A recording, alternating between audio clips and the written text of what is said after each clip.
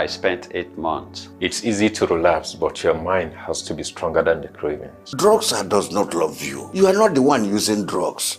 Drugs are the one using you. Say no to drug abuse.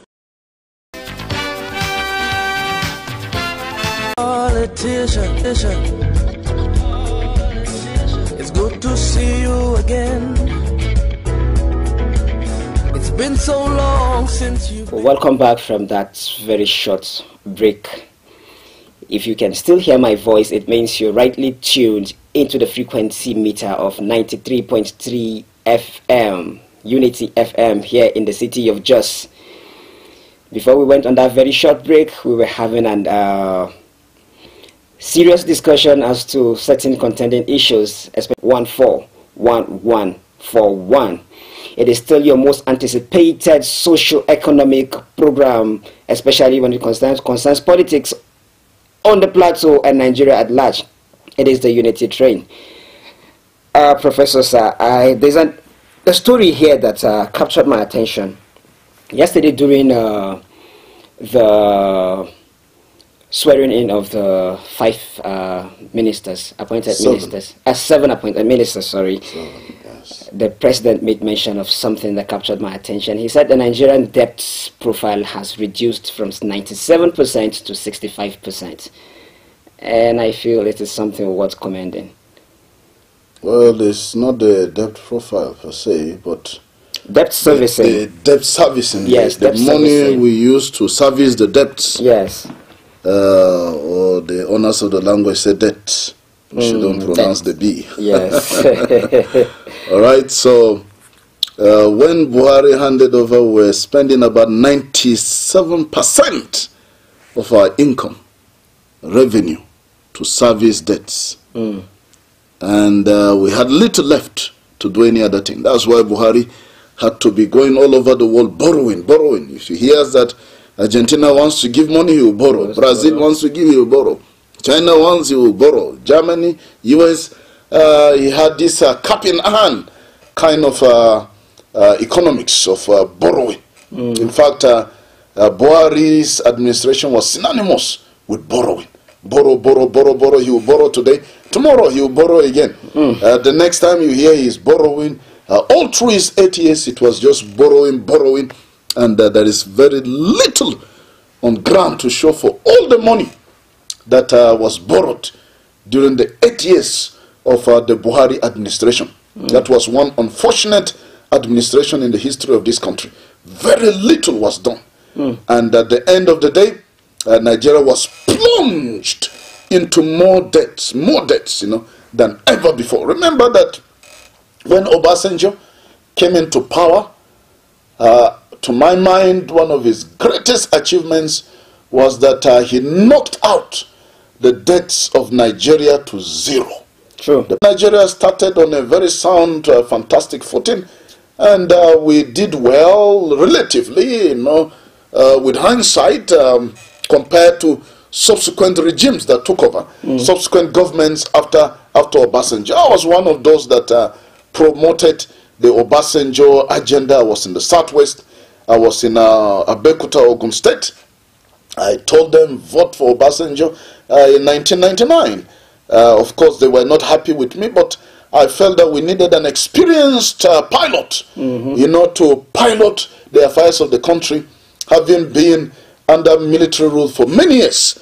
So instead of Olufalaye, I thought that Obasanjo was a better person. And then, but of course in the Southwest, they refused to vote for Obasanjo in 1999. But in the North and the Southeast, he was voted for overwhelmingly, even the South-South. But in the Southwest itself, he lost. But of course, being the way that our constitution is, he won, generally became the president. But in 2003, the Southwest woke up and decided that Obasanjo was their own. And then they voted for him. But after Obasanjo left, the leaders that came after him still started going to borrow money. Kept borrowing. And they were depleting our foreign reserve. And borrowing. And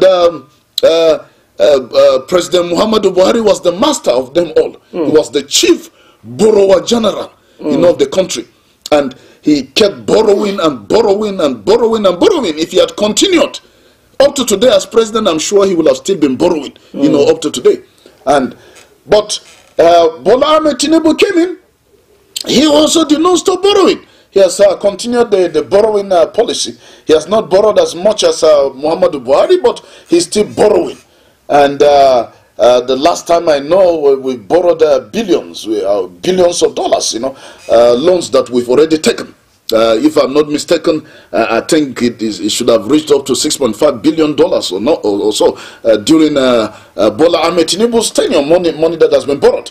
But the good thing is that Bola Ahmed Tinubu's regime has been able to reduce the amount of money, income, revenue we use to service debts. He has reduced it from using almost all the money to service debts. He has brought it down to about 65% or thereabout, you know, which is a good achievement. But again, let's tell ourselves the truth. All these are just on paper. The hungry Nigerian that is walking on the street doesn't care about MBS, Nigerian Bureau of Statistics. It doesn't care about the figures. Doesn't care about the numbers. He doesn't care about all the big English. He doesn't care about all the budget that we keep talking about year in, year out. How has it affected the average Nigerian on the street? Directly. That is buying Kose and Masa. And the Masa seller herself. And the one selling vegetables. I mean, if you want to truly measure the indices of economic development of a country, you want to measure how the citizens are faring, look at the average citizen of that country on the street. Forget all the statistics that they bring out and say we've done this, we've done that one, we have all this. That one is irrelevant to the masses who are still looking for food to eat. So let's look at the streets. Let's look at the average Nigerian. Does he have food to eat? Does the average Nigerian have what it takes to have a meaningful life? The average Nigerian, we still have about 133 million Nigerians that are living on 1.5 or less dollars a day. $1.5, less than $1.5 a day. About 133 million Nigerians are still living in poverty. So when you talk about that, oh, you've reduced the amount of money that is used to service, you know, then we've reduced it to 65, 68% and all that, it is just noise. How has it affected because the there is no Nigerian impact on the lives, on the citizens of the country. No impact whatsoever. Nigerians are still poor. Nigerians are still languishing in poverty. And that is why we hope that with the coming of our very dear colleague and legendary Platonian of great repute, who has been sworn in yesterday, Nentawe Yilwata, as the Minister for Humanitarian Affairs and Poverty Alleviation or Poverty Reduction, he along with his Minister of State, Dr. Sununu, we hope that they can truly reduce the poverty in the country. There is a lot of poverty in the country. Nigerians are truly poor. When you see that some Nigerians are eating grass, I mean, Pedro, literally grass, what you call grass. People are eating grass, literally grass. They will cut grass and cook it and eat it because they don't have food. People are eating what we used to call chaff. The one that when you have your maize, guinea corn and the rice, and then the wind will carry it, you throw it away, you feed it to animals. Dusa. That dusa. That dusa, people are using dusa as food. They will get small portion of maize and get a lot of the dusa and mix it with it, and then they have food that they can prepare to eat.